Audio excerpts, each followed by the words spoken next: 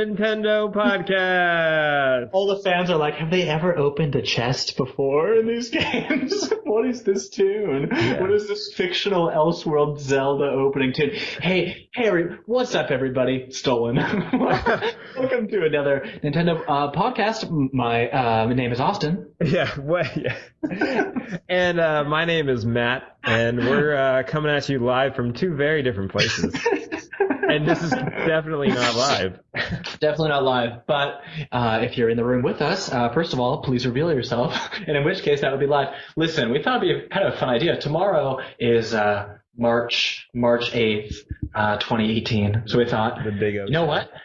There's a little bit of an exciting announcement this morning, which is the classic in the world of the games, the announcement of an announcement. Few things are truly more precious because I feel like when there is an announcement made, it's exciting. But the best part of things being announced, of course, is the level of mystery to it all, right? It's like, well, what could it be? And I feel like when you announce the upcoming announcement, so it's really the announcement of a series of announcements, tomorrow being a Nintendo Direct on March 8th. I've not said that yet. It's like it's a double mystery. You just announced like exponentially. Exactly. It's like, so you're excited for what you're just excitedly awaiting the announcements that they will excitedly make mañana. So it's an exciting time to be alive. That's right. So you don't say. Oh, you know what? Well, great to be alive. So we thought it would be a real fun treat and kind of some unique internet content to do a prediction podcast.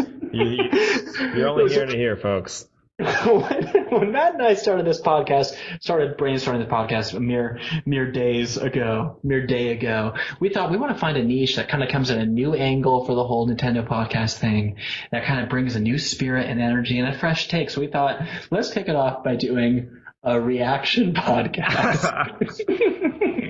True to form. And here we are. So, Matt. Yeah. I thought what would be kind of a fun little bit is why don't you tell us a little bit about what we can expect as a framework for tomorrow? Yeah, so Nintendo tweeted out, posted, did all the things all over social media. However you got the news. You got it. You got it, Vine. They posted. Is all over it. I actually saw it first on the someone retweeted Nintendo of Europe, so I was like trying to figure out the time. I'm like, what time is C or CTE? It was not be calculated. No, there's just no way. Once you cross those international waters, that conversion rate just no longer. Yeah, the conversion, the time, conversion. This gets me on another point, Matt. I want to step on really fast. What's the deal with Nintendo of Europe? You know, they get all the cool swag. They seem to get all the games marginally ahead of time. And they get everything that Nintendo of America wants from Japan, because Japan already has gotten it like 3 or 4 months ago or a year ago. It's like a sick thing. It's like, when are our boys in red, white, and blue going to get their hands on some of these special editions? You know, when am I going to get that sweet Samus Return little special dish? And we don't get it. They get Xenoblade, a year ahead of time, and then we still get it with that's not true. Don't fact check that. But they get those things early, and then we still get it with their UK actors. I think it's just maybe Tatsumi. I think Tatsumi is just better pals with the Nintendo of Europe president maybe than Reggie. You think that's it? Maybe it's just a general, he enjoys vacationing there, and then he can on Concur when he's like, oh my god, it's like a work trip. It's for meals and hospitality. Yeah, I gotta kick over there, and I gotta go see NOE, and maybe you get a few games early. It's just kind of part of the deal. I can see that. Whatever it is, it's a sick thing. That said, happy to have the fans from overseas. Sure. Oh god. We love mostly our Eastern European fans. Eastern European fans, welcome here, of course. Okay, Matt, would you like to give us a little news? Nintendo, like I said, was posting about having all their fans tune in for roughly 30 minutes of information. Roughly 30 minutes of information, which. Yeah, that's substantial. I think that's pretty substantial as far as Nintendo Directs go. And I'll talk a little bit more about that in the future. I'll pull. Oh, okay, here we go. But for information focused on Nintendo 3DS, which is super bummer. I love my 3DS. I just whipped it out yesterday. Pulled it open. Sure. Absolutely. and Nintendo Switch titles. So that's great. Launching this year, 2018. And 2018, including, and they're very focused on making sure the fans know that there will be details on Mario Tennis Aces. Right, as if we ever doubted it. In 2018, the year of the Kirby at this point. I thought we kind of love that. Love Nintendo Direct announcement. Now, I was looking up, because in my mind, I was like, what would be a fun segment? And I thought, okay, what would be great would be to go over what are our favorite Nintendo Direct memories. So I did, like any good person would do, and I immediately Googled a list of, like, best Nintendo Directs just to, like, get my answer straight away and do no self-thought as to what might actually be the best one. And in my brief research, what I realized there has been a staggering number of Nintendo Directs over the years, more so than I would have told you. I think if you and I had talked about it, I would have been like, there probably been like 30 or so, would have been my guess. Yeah, how many have there been? Oh, do you want to take a quick guess on this? A quick guess? God, okay, sure. I would have probably said 30, but I'm trying to remember the first Nintendo Direct was probably two or 3 years ago at this point. No. Listen, I would have said something similar. No, it's way longer than that. We're just old, I think. I think that the years just go by faster. Just fly by, because get this, the first one was the 21st of October in 2011, which is some time ago. We're approaching the 7-year anniversary of Nintendo Direct, which is completely wild. And this is thanks to our good industry insider friends at Wikipedia. But allegedly, the Nintendo Direct was covering 3DS, which was, I guess, just... what year did the 3DS come out? It had not 3DS, come out 3DS came out, I want to say it came out in 2011, but it kind of came out in 2010. Did it? I remember eagerly waiting for it. This content people love. Yeah. All the fans in the comments. You don't know when the 3DS a disgusting podcast doesn't even know when the most seminal member of the 3DS family came out. The non-XL, non-2DS. It was 2010. Okay. And the Nintendo 3DS and Wii games were the topics discussed. So Wii games made it into the first Nintendo Direct, which I find completely amazing, because of course the Wii U was not till 2012, and so we still have another good year and a half really of Wii, which I think is pretty wild. Okay, so that's the grand total number. Lost the plot a little bit on that segment. Grand total number. Let's hit me with a guess. We've had nearly 7 years of them. What would you? God, I graduated in 2011, so that's bizarre. Okay, my guess would be, I'm going to say tomorrow is the 50th one. It is 112. Can you even believe that? It's not even right. I mean, I'm sure it is correct. Some of them are just the Japanese ones. It does include ones that were not for us, but by and large, we're on most of them. Okay. Some of them are like South Korea or Japan only, things like that. But still, a lot of Nintendo Directs. So let's talk about our favorite ones. Is that what you want to do? You want to talk about your favorite memory? What are you talking about? What are you thinking? What are you chewing on? I'm going to give you a quick memory and then we'll move on. Yeah. I remember. So I had just gotten my first job, and it was like the morning of, and I was like super excited for this like live stream from Nintendo.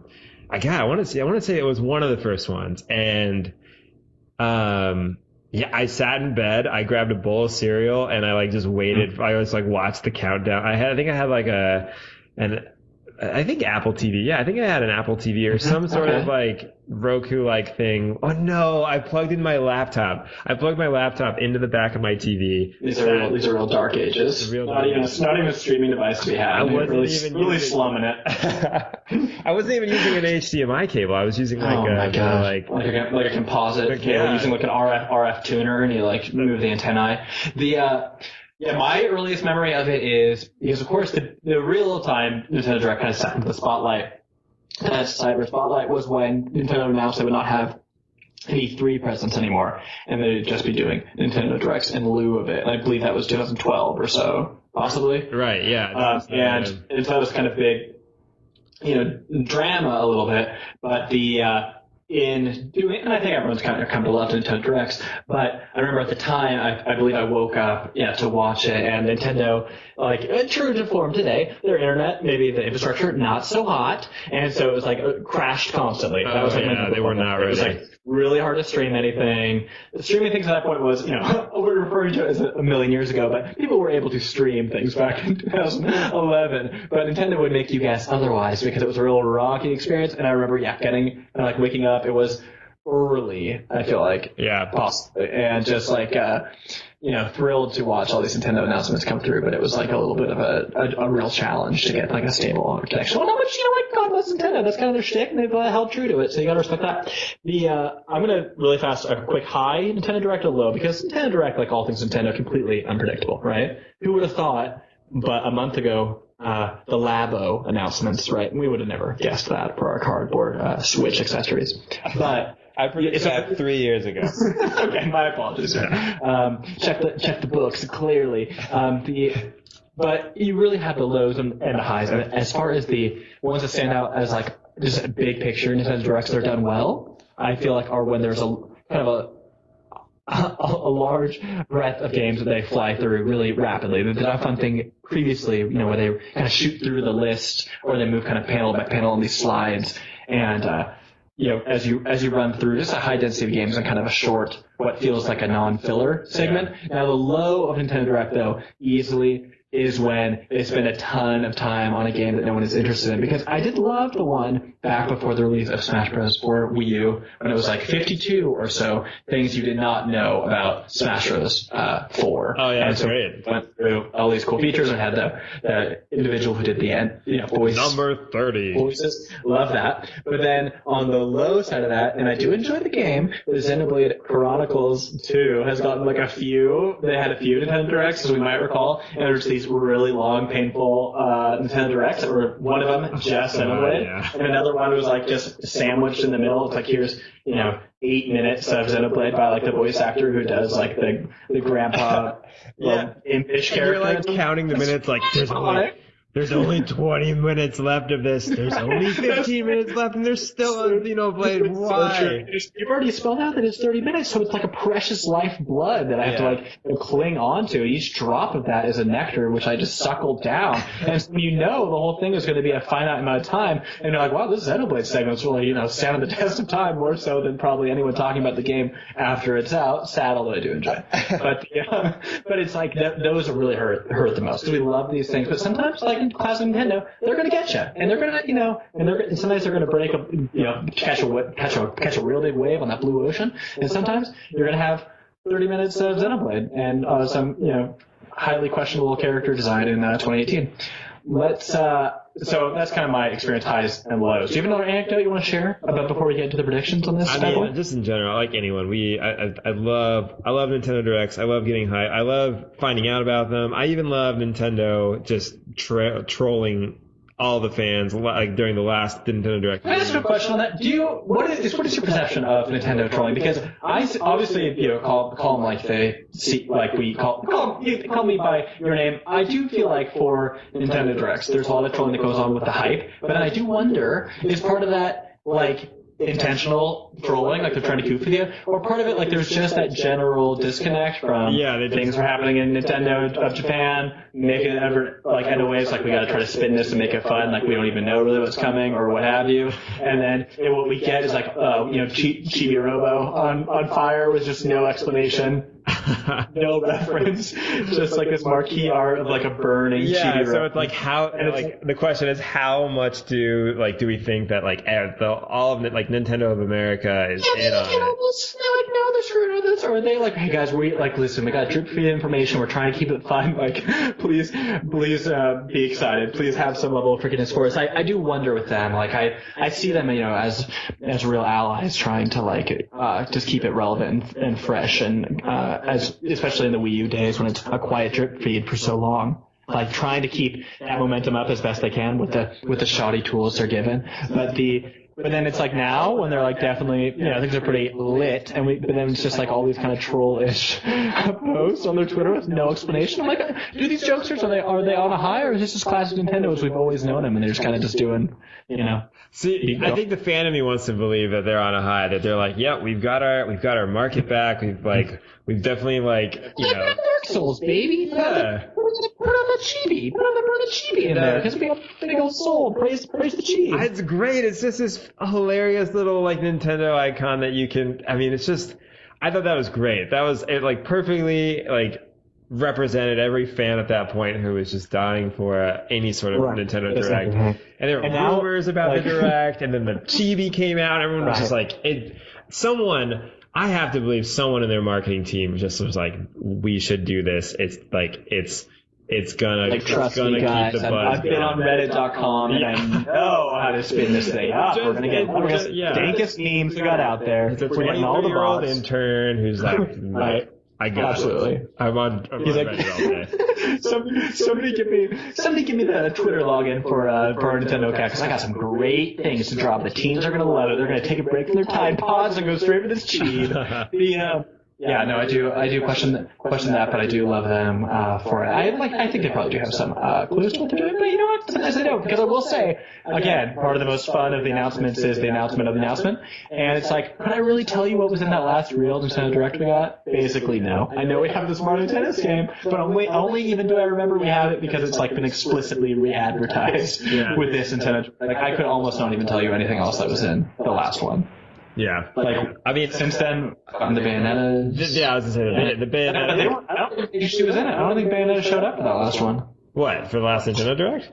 Yeah, she was. I'm fairly confident she was not even around. I mean, she was, Yeah, I think they showed her for the last the Direct Mini. She was. Did she get a release date or no? I honestly don't think so. I think she appeared at the end of the Game Awards. This is more content. God damn it, do your research. But it's I think she showed up for the Game Awards and then to say it was coming out, and then there was just no sign of it in the last Nintendo Direct, and it's here are all these indies, which great, all great. But then it's but not even any mention of her. That makes sense because the leather hair woman. Yeah, Queen. Nintendo's scantily dressed, most scantily dressed character. Right, exactly. Well, she's very strong. Let's see. Yeah, I think you're right, because I think it was coming out. That Direct was the 11th of January, so that would mean at that point Bayonetta was coming out that next week or weekend. So there's probably no point. So you're probably right. You know what? Yeah, I don't know. Or you said, you know what? It's just classic Big N. It was classic Big N. They had the Mario Odyssey DLC. They had the Mario Rabbids DLC. They had the check out Celeste. It's the best hardest indie game of all time. And it was very good. And then they've had. Did you play the Celeste? Okay. I'm the. Now you choose your next words very carefully. Careful. No. I have greatly appreciated it from afar. Mm-hmm. Okay, that counts. But I'm the kind of gamer that's Jesus, it just looks so brutal. However, I've listened to plenty of things on it. I've watched my friends play in the same room as me. Right. And that's basically as good as having 100% of it yourself. That's always my feeling, Because if you saw a trailer, you saw the whole thing. Did you 100% That's why it's a lot of bottom film. No, but I did finish the main campaign and get the Crystal Blue Hearts. It's very good, and I think more manageable than it seemed, because I was a certifiable poor meat boy. I was a real not so super meat boy when that came out, and I found much more manageable. Yeah, and it's pretty great music, a story. Well, that's the thing. I think the story, the art style, the music, it's just that's when I'm oh man, I really want to get into this. And then watching it, I'm just Jesus, I can see myself just being fuck. Excuse me.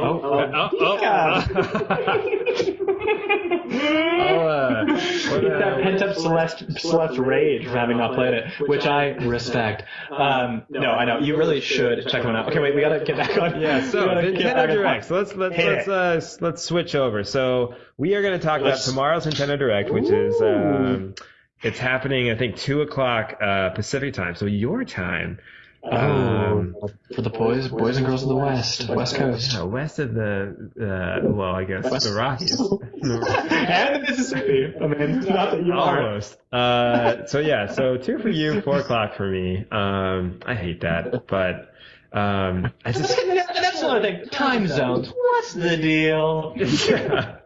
We're gonna have a whole podcast next week on time zones.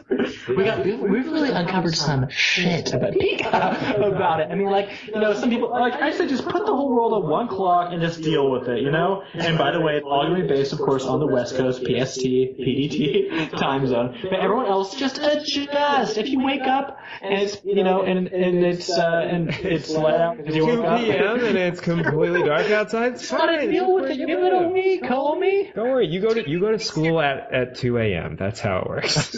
No, it works now. Just rewrite the syllabus. It's not a crime. It just takes a little extra work. I mean, it would make things a hell of a lot easier for Nintendo Directs and Nintendo fans like us. So, speaking of the Nintendo Direct. So, in conclusion, time zones are bad and should go. Thanks for tuning in to Nintendo Direct Prediction Podcast. All right, so we're gonna round out this first pilot episode with our predictions, and because predictions are fun. I mean, sure, everyone does it, and this is just another Nintendo podcast, so of course we're gonna try this out. Everyone does it better. We're gonna do it worse, and we're gonna do it right now. And we've devised a little bit of a game with it. That's right. We got Matt. But I'm going to let you describe. Do you want me to? Okay. So, well, here's how it's going to happen first. We have three categories, and then there's points associated with each. So the 3 categories are 3 W's. What will happen, what won't happen, and then finally what we want to happen. So this is a completely biased, this is what my perfect Nintendo Direct is going to be. Now, of course, if we get anything right in any of those categories, we'll get points. Absolutely. Gold coins. So each point correlates to 1 cent. Well, we actually get 5% of the point we get back. That's true. I will Venmo you the correlation of points to gold coins 2 cents. So look forward to upwards of 5 cents tomorrow. If you're good. Great. I just need to. I think I need to earn 6,000 points to be able to redeem. No worries. If you're a real fan, it shouldn't be a big issue. I don't really understand. They don't have to give you anything. Just when you think about that, bite the gift horse in the mouth. What's the? We gotta save that for a whole nother.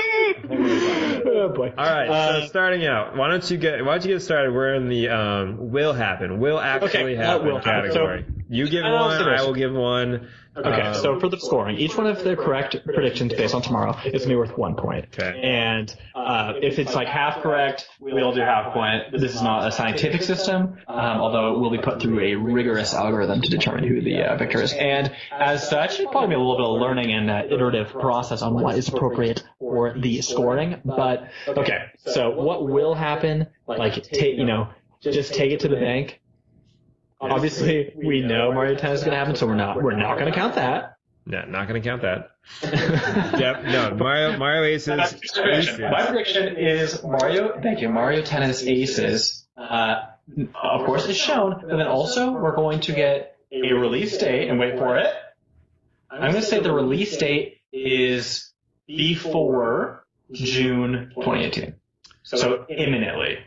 Okay. Yeah, okay. So it's around the corner, and then we're probably going to get inundated with Twitter and Instagram, content on it. But you're saying there's going to be a lot of information now, and then it's going to be a lot of information, and I think we're very close. We're going to get a date, and it's it's very. I think that's good. I think because this is obviously it's coming out before E3. This is their. Right, this is something that holds you over. Yeah, and I feel like it's gonna have this very Mario Golf on the 3DS like competitive edge to it, and there's gonna be a kind of this really big cult following of people who are gonna be super into tennis matches. Right. It sounds super cool, but I do think that's their early E3 game, and then they're gonna have probably some sort of tournament or something at E3. I can see that. Definitely see that happening. Okay, so wait, that was your first prediction? Let's see, that was your will happen. Yeah, that's more detail. Take that to the bank. Okay. All right. What did I rock? Okay. So, about, I don't know, 6 months ago in August, we were given a Nintendo Direct where Octopath Traveler was first announced, and that was given the release date for 2018. I downloaded that demo right after the fact and was instantly like, wow, this looks amazing on my TV. Very good. Loved it. Anyways, so nothing since. I think we're going to get, I'm pretty sure this will happen. We will get information on it. I don't know that we'll get a release date, but we'll at least get a trailer. So my prediction is we will get a trailer for Octopath Traveler, much more about the game, and probably some information around like just some of the other content or like a gameplay associated with it, whether like you can, I don't know, hook up with other people online or whatever fun things are going to be associated with it. But that's my first prediction. So. Okay, that's good. Okay, my next prediction for a will happen, a little more of a risk. So we know 3DS games now. If our viewers or listeners remember 45 minutes or 2 hours ago earlier in this podcast, we mentioned the 3DS aspect of it and bemoaned it. But I will say I play my 3DS still nearly as often as I play my Switch. I play my Switch quite a bit. So I'm still heavily on board for the 3DS. Campus definitely needs, Twilight years or a year or a few months. But we do have this month Detective Pikachu coming. That's right. And so that Take That to the Bank is going to be in it. I'm not going to count that for the prediction. But I will say that was actually just totally unrelated to anything except for to say I'm looking forward to some 3DS announcements, and I think there will be some. But for the will happen, I would say that at least one major first-party Nintendo Switch game that we are already familiar with will get new paid DLC advertised. So interesting. Nintendo's been very into that. Now, the one thing that makes the prediction a little more challenging than if we were to have done it a few months ago is that at this point there's actually very few of their first-party games that do not already have that. So, of course, Zelda does. I think that's finished. Breath of the Wild has already had it. I know, but I was thinking about that earlier today, and I was like, oh man, this world is so great and so. They just poured so much into it. I would love to see them like continue to revisit it, but I completely agree. But I really do feel like we have seen the bounds of that game to some degree. I mean, I adore it, but then the two DLCs were very, one is more challenge-based, one had a light, more narrative focus and a good exploration, but the new incentives to explore. But I think if we've kind of seen it, I would bet a new that's all are now working on. I would hope a kind of a Majora's Mask-esque, like, just like Zelda Gaiden, like, try to turn it around in a year. Of course, Majora's Mask did not end up getting cranked out in a year, but that was like the original kind of development goal. And so I would hope that we would get something similarly quick for this. Again, not a prediction. So my prediction is something paid. Now, really, Mario Odyssey is one of the few games that has not had paid DLC. Splatoon, I suppose, and ARMS haven't either. I think ARMS is finished. And even though I do like it, but it is a game I rarely find myself playing, although I'm always actively interested in playing it. I never do. I play a lot with people locally, and it's great, but I never it's like my new Smash Brothers in terms of like that local play. Anyways, it's got to be Mario though. It's got to be Mario Odyssey. It's really has to be Mario, or it could be like something imminently announced. If they do announce like a Smash Bros. Or something, and it does have new paid DLC, then that would be a thought, although I don't know if I feel that to do that. Anyway, okay, that's my second one. So first party game, new announcement for paid DLC. Now what is your second of the will happen? My second of the will happen is I really think we're going to get more information, more, I don't know, a logo or some artwork or just more information around Fire Emblem for Switch. I think it's I think that Intelligent Systems just is cranking that out. I think they've been working on it for a while. They announced it a long time ago. I mean, when you kind of think about it, like there's enough time has gone by, and I definitely think it's coming out this year. But I think that's going to be their big summer game, and I don't think it's like summer, like when Splatoon came out, it was like July, and Splatoon was announced in March of last year, whenever the Switch announcement was. So I just think that there's stuff for E3 that they're going to wait to show at E3, and I think they're going to show more of Fire Emblem at E3, but I really do think they're going to introduce it tomorrow. That's what I think will happen. I don't know in what capacity, how complete it'll be, how much they'll show us, but I do think it's going to show up tomorrow. That's a good one. Did you ever play Warriors? Did you manage to catch up on Warriors? I didn't know on any. Actually, I have played the Warriors series, but okay. but not Fire Emblem.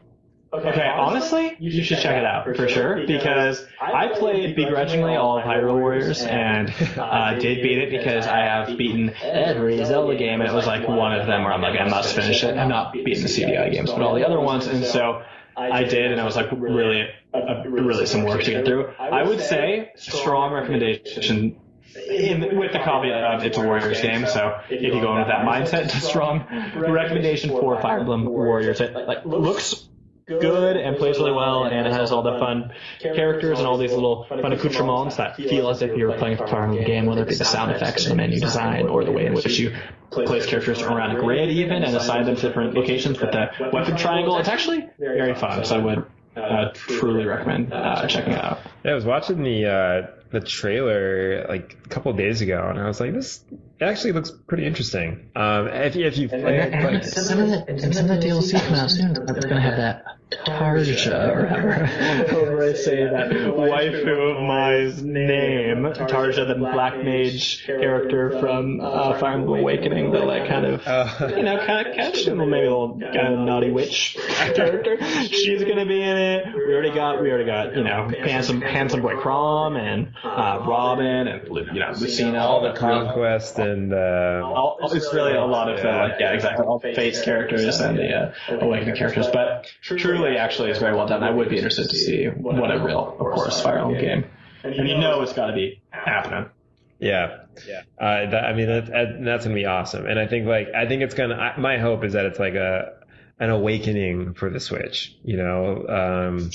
What Awakening was on the 3DS, I would love to see that happen again. Of course, I would love Intelligent Systems to put this all away and start working on. We're going to war. The one franchise that truly matters is just Advance Wars. Advance Wars, baby. Oh my god! I know all of our listeners. I know, but we can't.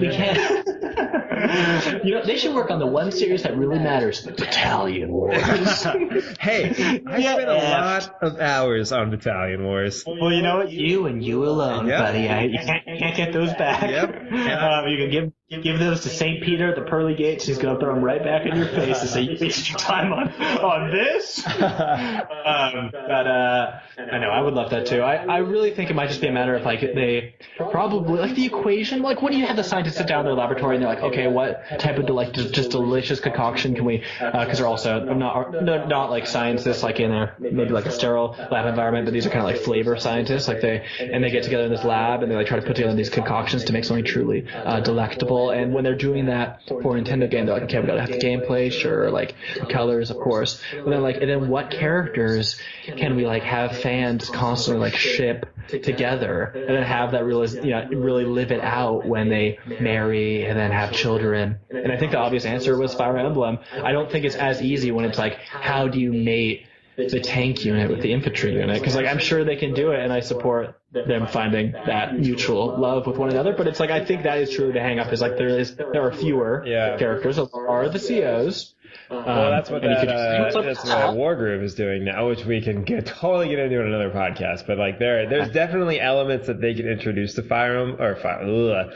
Advance Wars that they can Fire Emblem it up while still maintaining the Advance Wars. You know what? I say what these next episodes. Let's get the developers from Wargroove on the show, pick their brain on it a little bit. I'm sure they'll be excited to reach this new fan base. Let's keep moving on this. Okay, next prediction now. Are we still on the will happens, or are we moving on to won't happen? We're moving on. So this is the will not happen. Yeah. I don't want to break any hearts out there, but guys, we ain't gonna see any Pokemon tomorrow. And I keep hearing on the web, worldwideweb.com/Pokemon, people are going like, hey, like we're gonna have Pokemon tomorrow. There was that information came out like a few weeks ago that the localization is happening now in the Pokemon game. Listen, fans, this is all routine. Pokemon has been essentially an annualized franchise for the past forever. And this is just no different. I totally suspect we will have a Pokemon game this year. Maybe it'll get delayed a little bit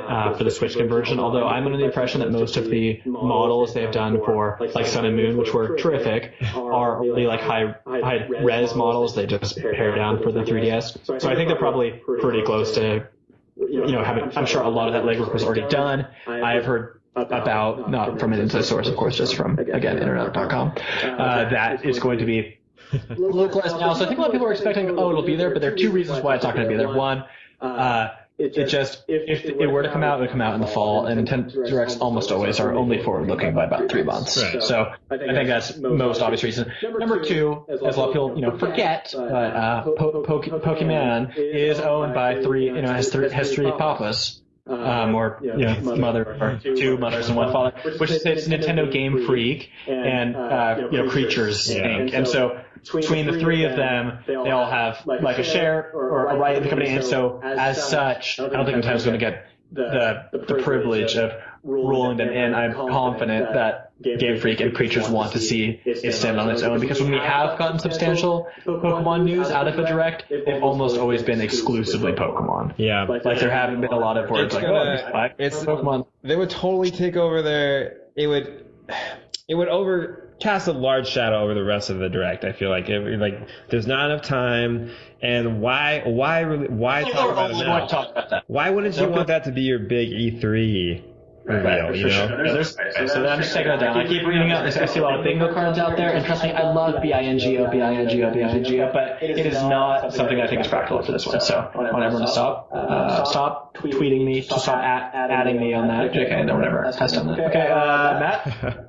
Please, everyone stop tweeting at me. Guys, stop tweeting at me. I love the reaction. I love the DMs, and it's really wonderful. It's a lovely compliment, but please cool it for a day. But you can follow me at Twitter at Austin C. Austin C. 10 followers. We got 10 followers. I'll get a tattoo. Thanks. Please subscribe. Okay, so what happened for me? Where'd that list go? Well, obviously you took the big one, Pokemon's not having.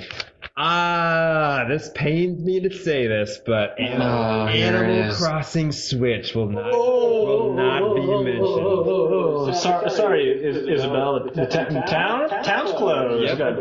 Put the ribbon back up. On camping. I mean, there's no. Yeah, exactly. They're at camp right now. Check the lore. Maybe that's the whole thing. Oh, you know what though? It is the whole thing. I think we're cracking this thing wide open. Podcast. Here's the scoop, baby. No copyright on that, probably. But it's 300 animals have migrated to some strange national park in the world of Animal Crossing. Right, exactly. But actually consider this. If we were to draw out the Animal Crossing timeline, this is now working in my head. We have the GameCube one, and we have, which doesn't mean anything, Wild World. So now there's a world involved. Okay, next time we have City Folk. Okay, this is no longer working as well as I thought. But if we were to go, in my mind, what was making sense is if you take New Leaf, right? New Leaf was a town, and it was local, but you could also do some travel with the Wi-Fi and to get the Wi-Fi and take the train, as any of us do in our daily life in the country with our anthropomorphic friends. But then they introduced, if we consider again the lore, there was the Amiibo update, where then the campers started to come to your town, right? You scan like Lona, exactly. You can get it like a Ganon.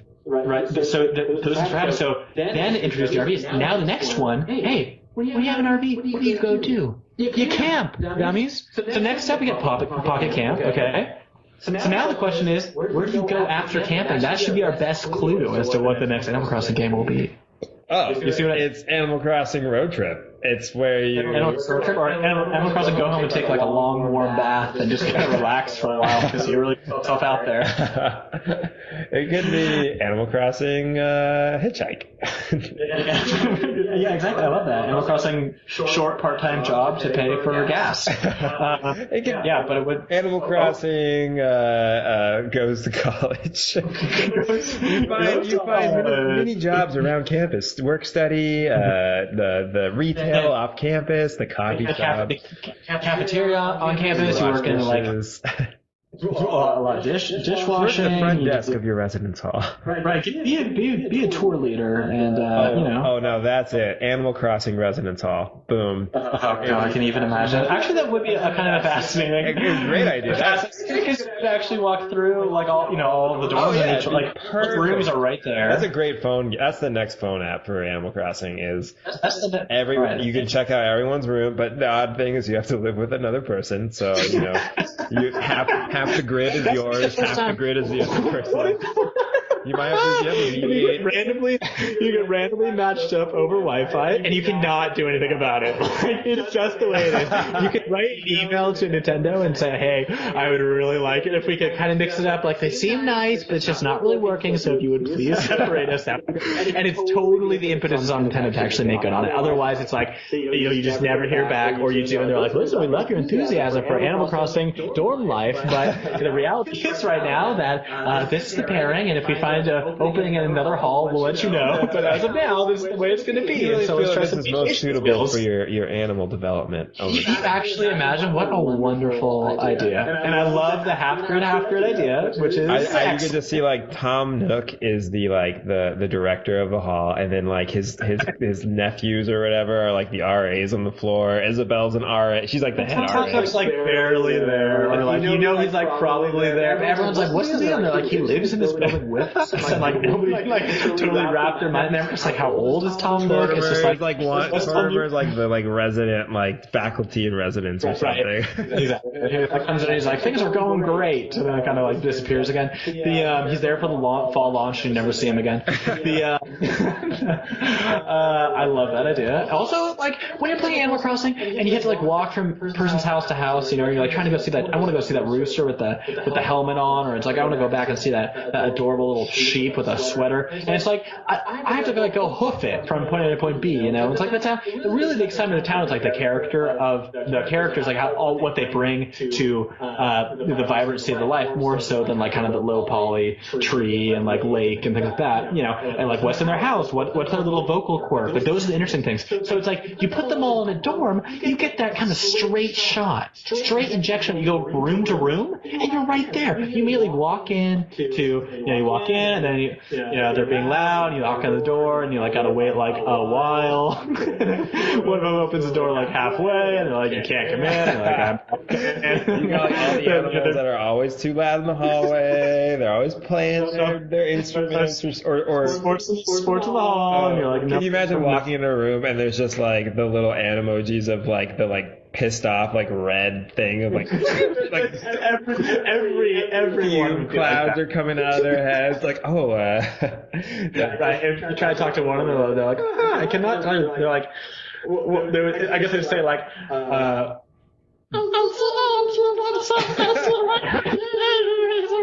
and then you just like they just go off on one another the entire time, and they're like about the quirks, and you have to like help them mediate. And they're like, you talk to one of them, and they express in the animalese or whatever it's called, like they're thank you for the lore check on that one. That's a patent lore. That's another Nintendo podcast lore check brought to you by Gatorade. It's like you go to them and they're like, yeah, like such and such resident borrowed my rice cooker and won't return it or something to that effect. And then you're like, well, actually, you're not allowed to have those in the hall, so we're gonna need to like drop them back off at the police office with those dogs.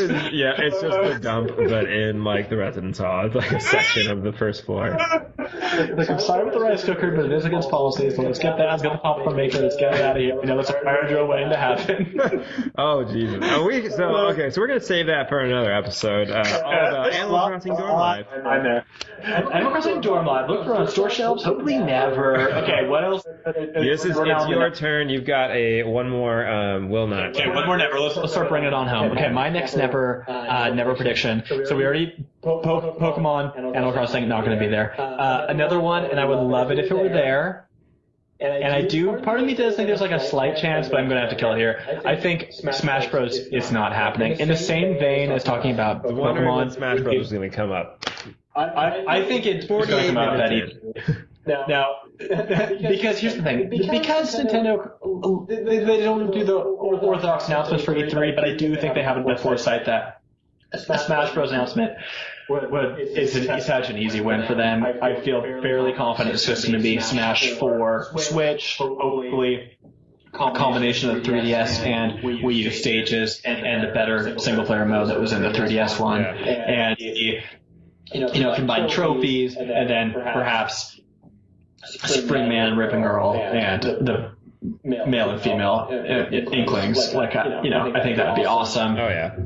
And I think that's such a slam dunk. I think throw in like a special indie, like a Shovel Knight dig, or a Shovel Knight. Like Shovel Knight for sure. Shovel Knight's got to show up. Right. It's already in it now. I would love like Celeste to be a assist trophy. Here we go. Back to Celeste. Celeste Master Matt back on the mic. Tell us what. I've 100% watched it. 100% watched the first stage. Okay, so I'm saying no Smash. What do you got for your next no? Okay, so my next no, my next will not happen is. And I want it to happen, but so it's kind of going to be on both lists.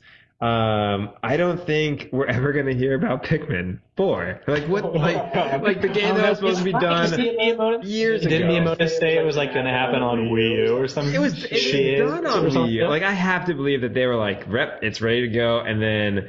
Like, of course, it's full development. This thing's got to go on Switch. It's going to be great on Switch. How do we incorporate two, player, co-op with the Joy-Con separated? That would be great. I'm sure they got to work on that. But it couldn't have been a ton. Like, I can't imagine they went back into the drawing board on that. So No. Yeah, they barely touched it. My interpretation was, is there a chance that Miyamoto was referring to, the Hey Pikmin 3DS game?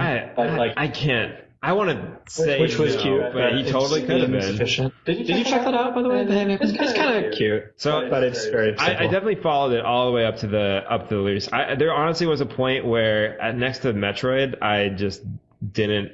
I stopped playing 3DS games and just kind of fully moved over to Switch. Put your foot down. He said enough is enough. enough of these good games. Enough of this amazing game library.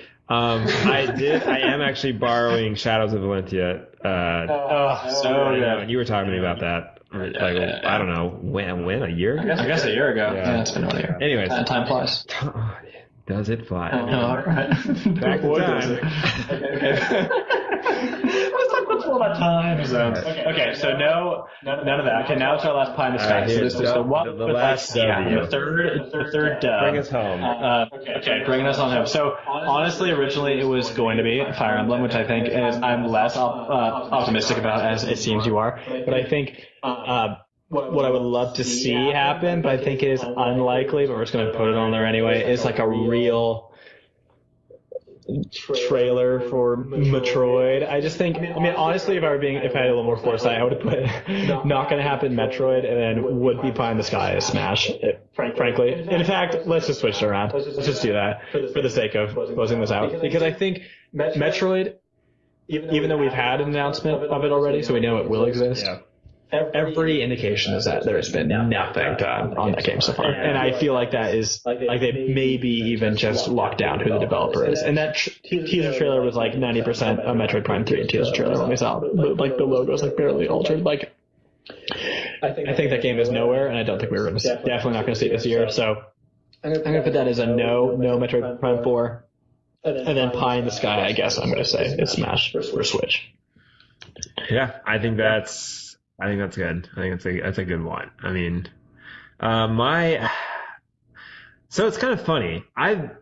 The Switch has become my indie game. I was PS4 was my like indie game machine, and now I'm like, and I didn't get to everything on PS4, and now I'm catching up on those things as they're being released. Right. And so for me, I'm like looking forward to like the two things: the big AAA titles that are being brought to the Switch. I can't give you like one off the bat right now, but I would love to. I'm hoping to hear like one big one, right? What was it, like Dark Souls? Yeah, we had Dark Souls recently, and then we have Wolfenstein 2 happening kind of soon. Those are kind of bigger ones. I think Diablo 3 is a slam dunk already, so we're not going to count that because that seems like, to. What about like the first Red Dead Redemption? Like, yeah, that would be big. That would be awesome. Yeah, like that would be for. So as far as like, I would like a chibi ride up for that. I mean, I'm talking chibi meter goes full flame on. The chibi meter is off of the chart. He's flaming. He's out of the hot tub into the frying pan. You know what it is. It's chibi, just lit. Blue flame, baby. That would be wild. People would be so excited because people are thirsty for that game, first of all, as am I, and John Marston and whatnot. Do not get me started. But also, it's like, that game, if you wanted to pick it up and play right now, it's like on modern consoles, it's only practical to play through backwards compatibility on Xbox One. Like, not even on PlayStation, which of course is the predominant console at the moment, and there's really no realistic way to play that game. So that would actually be a big deal in my...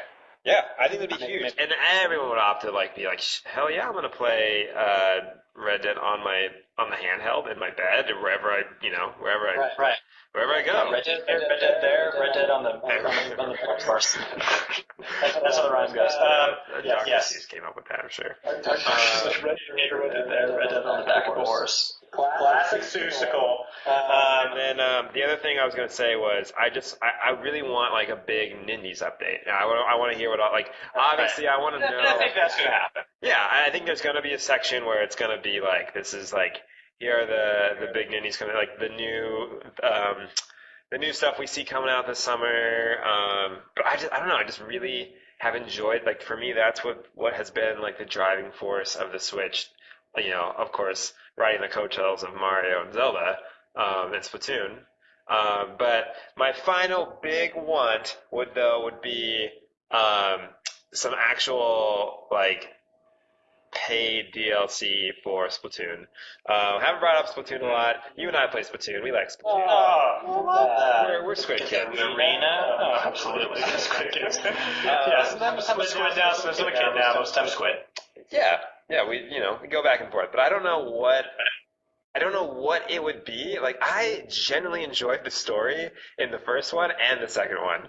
Right. I loved it. It was great, and I would love to see a little bit more. But it's like it's a hard ask because literally everything they've done for that game has been free. Like, it's been free since the first one. I'm just confused as to like, okay, we're about to be paying $20 at some point a year. Right. Steep, I know, but like we'll be paying for this service we've got to enjoy for the last year for Splatoon. And I'm just kind of wondering, how are you going to entice people to play Splatoon outside of any information or like any like free downloads or whatever for signing up, whatever that like the Netflix of Nintendo, that would be awesome. And I know we're not going to get any information on that tomorrow, but I'm just wondering how they're going to keep people engaged in a game like that. Right. I think it's a great point. That would be bold, definitely, if they end up going the paid route, because we have really coasted on the free stuff for a while now, so it would be a big deal. No, we're just, we're addicted. We're addicted now.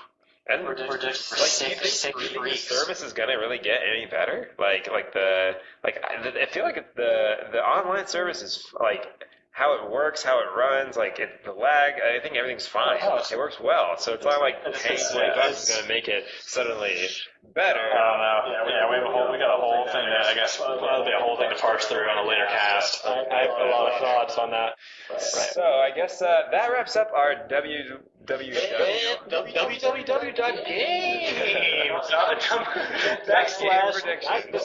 Nice couple boys. Yeah, hey, if you want to subscribe, if you want to recommend this podcast to a friend and you can't remember the full title, just go ahead and send them a link. Tell them to Google Nintendo Direct Prediction Podcast. They'll find it right away. Okay, we should bring it scroll down at close. least 4 or 5. It's probably been too long, so let's bring us down. Matt, what should we outro with? What is a good little 2-minute jingle? What should we do? Good little 2-minute jingle. But before we do, I was gonna say, like, we got a Splatfest coming up. Are you Team Chicken or Team Egg? Okay, one last comment. Yeah, just, real quick. Team Chicken or Team Egg? No, real quick, chicken or egg, first of all. Philosophers have struggled with this very question for a long time, outside of the context of the splat. I feel like this one is very lame, only because it is, empirically, the egg, right? It can't, we all know it isn't the chicken. It doesn't make a lick of sense. I guess maybe from a potentially is the greater philosophical question one of some type of religious intervention? Because how else would we get the chicken? I think that is the puzzling thing to me. I think because evolutionary wise, it has to be the egg, right? Of course. Yeah, it's something hatched and was evolved, like was an evolved form of, or like a mutated version of. Exactly, that became the chicken, and slowly over time, macroevolution, happened, and that's what we got. That's like. You can't just, if you don't have no chicken, all of a sudden have chicken, unless this is more, maybe this question then is more one for the astral plane, which I assume is where, So you are Team Egg, I'm assuming. Team Egg. I'm also Team Egg. I'm Team Truthers. Maybe this truly is, though, honestly, now this is like kind of a hot take on it, and I think both are great and valid and totally positive and fun, but like maybe it's honestly more of like, if people who choose egg, they're like pragmatists, like, that'd be really interesting. It'd be great if we had a me-verse to put this out in. We don't have. We need a Switch-verse. Like, damn, that should have been my prediction. Take it back. Take everything back. That's my prediction. I want to be able to yay people again. You know what I mean. Yes, I'm with you. Okay, let's end it here. Let's end it with a little windmill Song of Storms. A little acapella. Okay, so start us off. Are you on the accordion right now? How's this working? Yes, and you're on the phonogram or whatever, the bigger speaker that you guys got. I'm cranking it.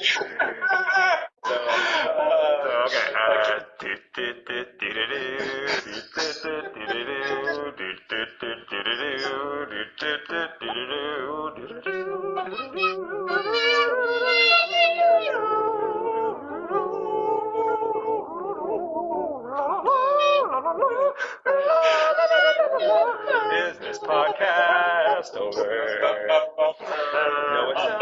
No, it's not. The podcast is still going. It's 5. Oh, we are 3 minutes away from an hour of content.